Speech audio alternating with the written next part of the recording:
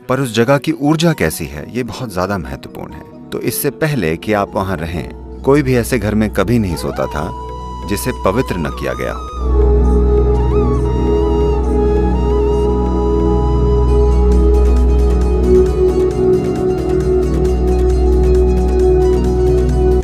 भारत में आमतौर पर 2 तरह के गृह प्रवेश की रस्में की जाती है। जब एक लड़की की शादी होती है तब वह गृह प्रवेश करती है, यानी वो अपने पति के घर में प्रवेश करती है। ये एक बड़ी चीज है और उन्होंने इसे एक बहुत पवित्र प्रक्रिया बनाया था। ये गृह प्रवेश है।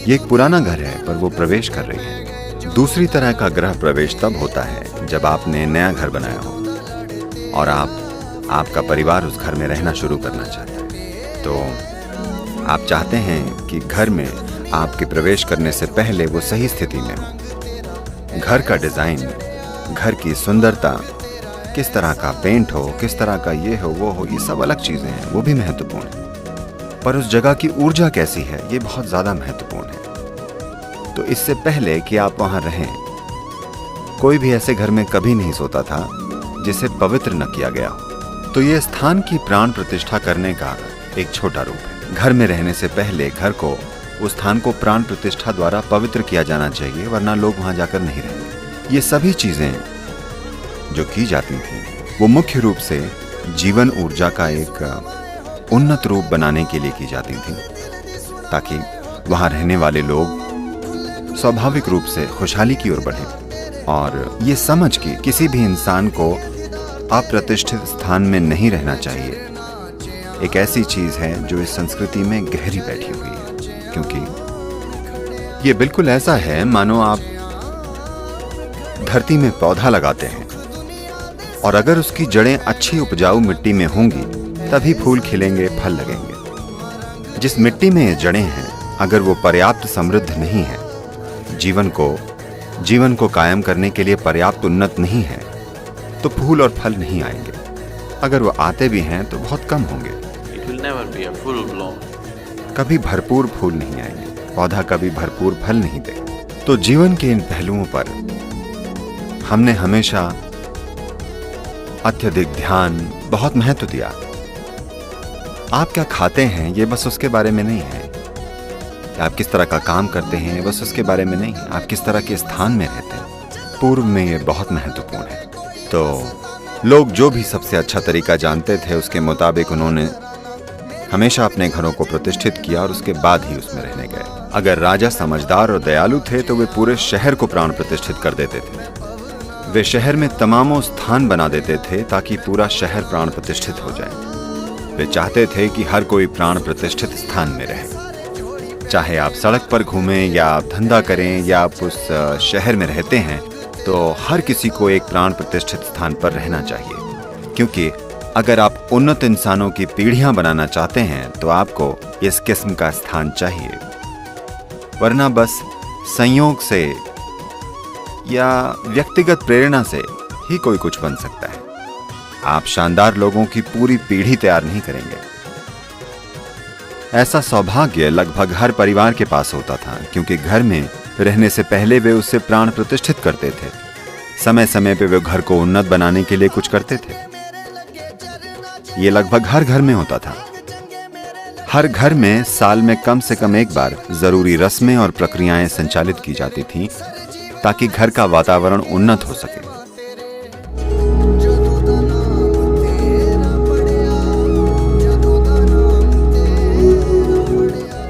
कम से कम जो चीजें शरीर से बहुत करीब से जुड़ी हुई हैं, जैसे उनके भीतरी कपड़े और वैसी चीजें जला देनी चाहिए। उन्हें जरूर जलाना चाहिए, क्योंकि वरना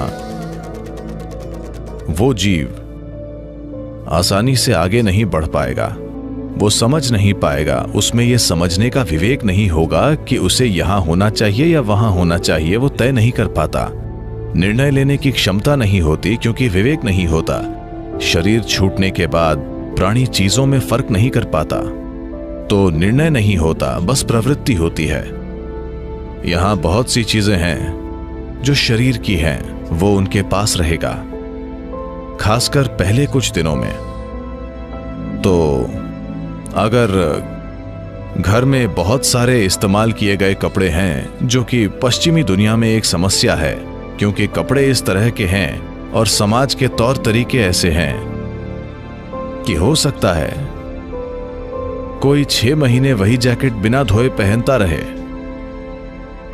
हाँ, आप उसका इस्तेमाल करते हैं और वहीं लटका देते हैं क्योंकि वहां ठंड है और शायद आपको इतना पसीना नहीं आता, इस्तेमाल करके लटका देते हैं। भारत में ऐसा संभव नहीं। अगर किसी चीज का इस्तेमाल होता है तो उसे धोया जाता है। कपड़ों की प्रकृति, वातावरण और सामाजिक तौर तरीके ऐसे हैं, पर यह बदल रहा है क्योंकि ज्यादातर लोग चीन में बने कपड़े पहन रहे हैं, न कि भारत में बने कपड़े। तो वे ऐसे कपड़ों का उपयोग कर रहे हैं, स्वाभाविक रूप से उनका इस्तेमाल करके उन्हें लटका देते हैं, न कि धोते हैं। इन बातों का ध्यान रखकर हर पहलू को संभाला गया था, पर हम इसे बड़े पैमाने पर खो रहे हैं। इन कपड़ों का बार बार इस्तेमाल करके लटका दिया जाता है। तो आप प्रयोग कर सकते हैं। वैसे आज कुत्ते मौजूद हैं। अगर आप एक पुलिस का कुत्ता लाएं और यहां 1000 जैकेट हों और आप उसे कहें कि जिम की जैकेट बताओ, तो वो बता देगा। हाँ, गॉड नहीं, बस डॉग। तो जाहिर है आप वहां उस जैकेट में कई तरह से मौजूद हैं, है ना, जिसे कुत्ता भी देख सकता है। तो जब किसी व्यक्ति के जाने के बाद भी उसका शरीर कई रूपों में वहीं होता है, तो कई तरह की ताकतें वहां रहने लगती हैं। न केवल उस व्यक्ति की ऊर्जाएं वहां होती हैं, बल्कि दूसरी कई प्रकार की शक्तियां भी। आपका जैकेट एक तरह से खाली शरीर है और शरीर को खाली छोड़ना ठीक नहीं है। तो या तो इसे तुरंत धो दीजिए। भारत में सभी महंगे कपड़ों को धो दिया जाता है। पहले 10 या 11 दिनों में सभी कपड़ों को धोकर अलग अलग जगह बांट दिया जाता है, न कि एक ही जगह। सारे कपड़े एक ही परिवार को नहीं दिए जाते।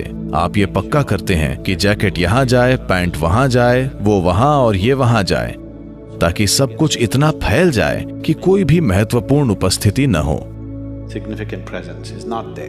या फिर शरीर के साथ जो भी कपड़ा गहरा जुड़ा था उसे जला दें। इनमें से एक काम जरूर करना चाहिए। या तो आपको उन्हें 50 राज्यों में देना चाहिए ताकि बूढ़ा व्यक्ति भ्रमित न रहे कि कहां जाना है, या आपको उन्हें जला देना चाहिए।